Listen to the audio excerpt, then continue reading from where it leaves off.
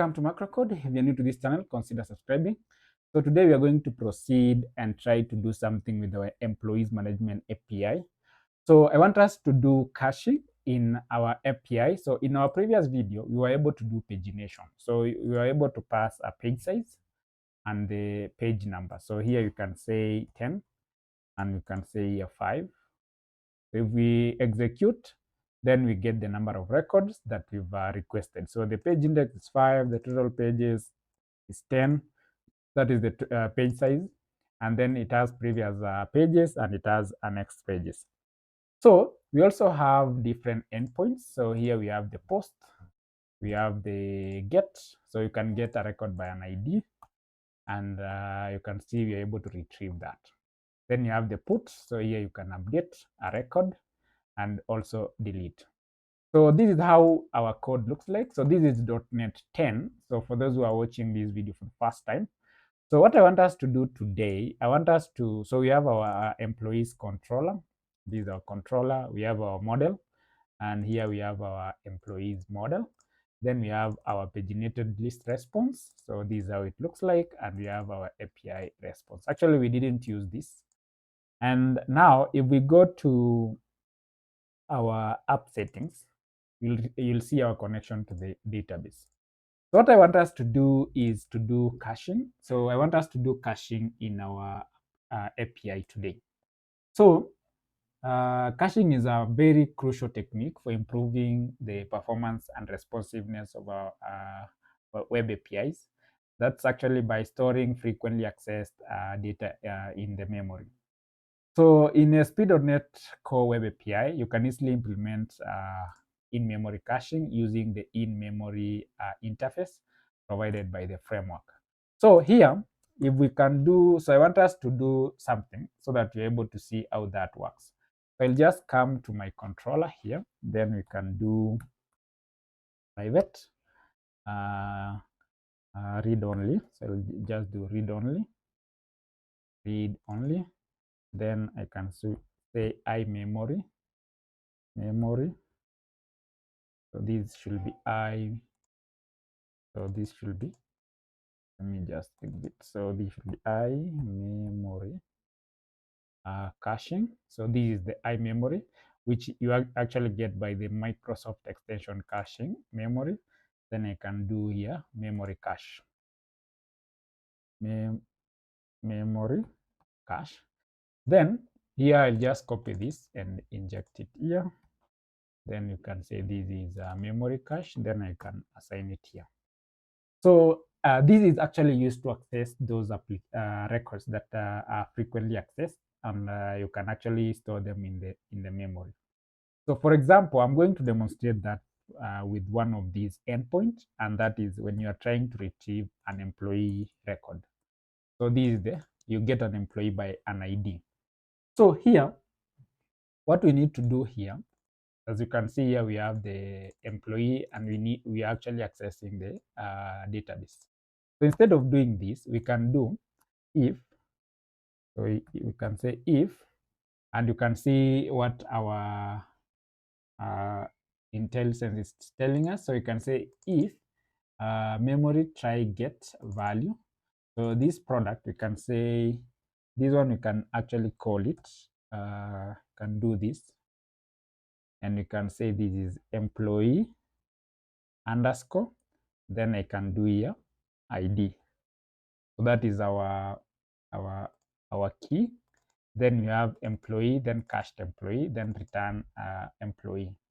So here we'll just do return. You can say here return okay, and then we can say employee.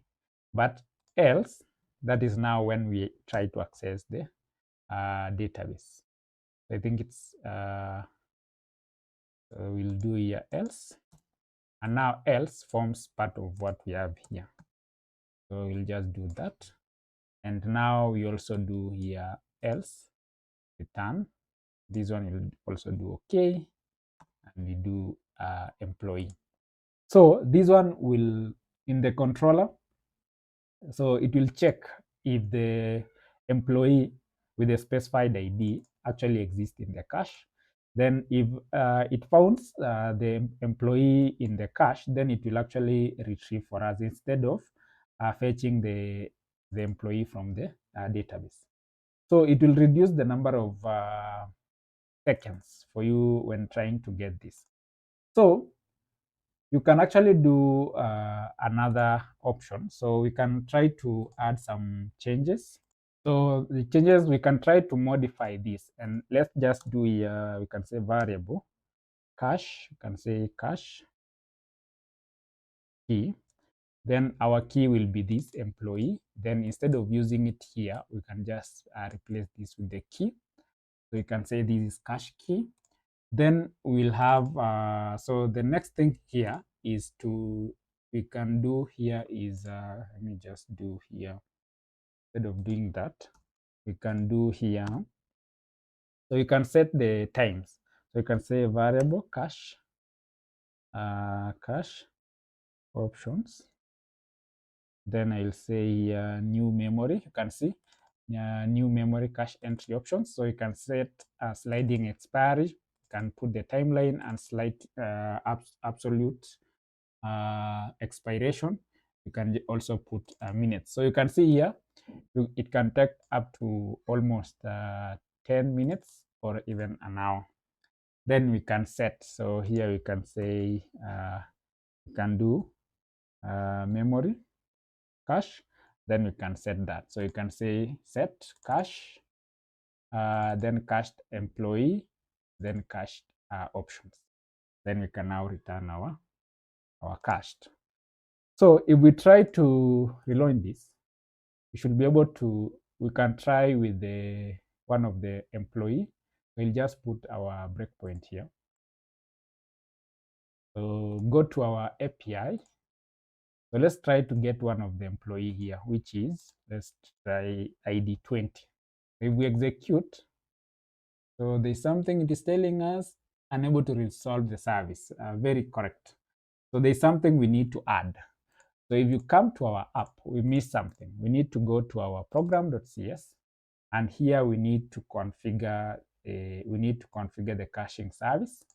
So here we'll just do builder, and you can see we need to add the services, then add memory cache. So let's try to relaunch again and see.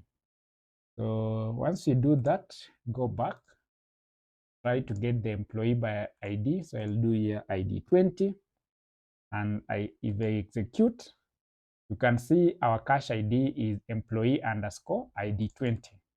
Then it will try to find if that ID is actually in memory. So if it's not in memory, it will come back here, retrieve the record, and as you can see, it has found. So now the issue is, because we've done this, if we try to find it again, it will not find it. So we've not set the value, we've not actually updated the record to our database, to our cache. So we need to set it. Whenever we retrieve it, we need to actually cache it, so that the next round, it is not going to find it and actually retrieve it from the database. So how do we do that? So to do that, we need to now come here, because it has found this particular record here. We need to cache it. So how do we do that? So we'll do underscore memory. Then as you can see, we are doing cached employee, and we do that. So do we even need to set it here? I don't think we need to set this here. So let's just remove that here, and we can set it here. Memory cache key, which is this one, then employee, which is the record that we found here, and we now add this. So before returning it, we cache it. So let's just proceed and try to relaunch. So if we retrieve and do here ID 20, execute. So our breakpoint, if we proceed, you can see it has found the employee, and here it will actually cache the employee. So here you can see our employee record is here, and we proceed, it will return for us the record.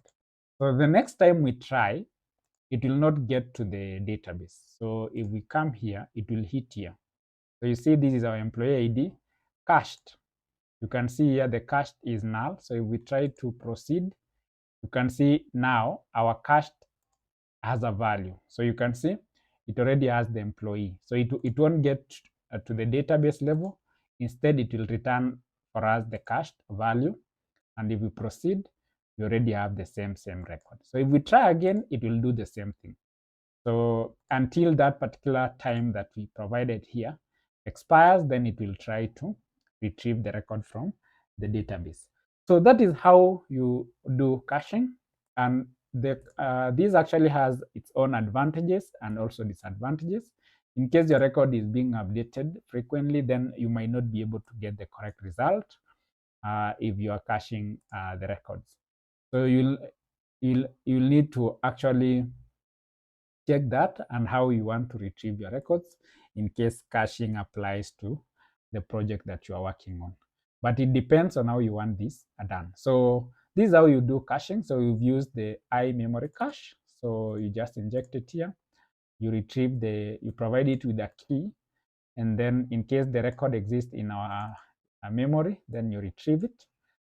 Else you retrieve the record and you cache it, then you provide that particular record.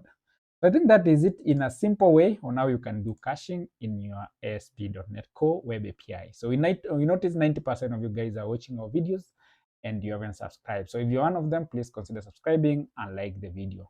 So you can also get our source code from the link, and you can actually reuse it or even improve in case you need it. That is it, and see you in our next episode. Bye.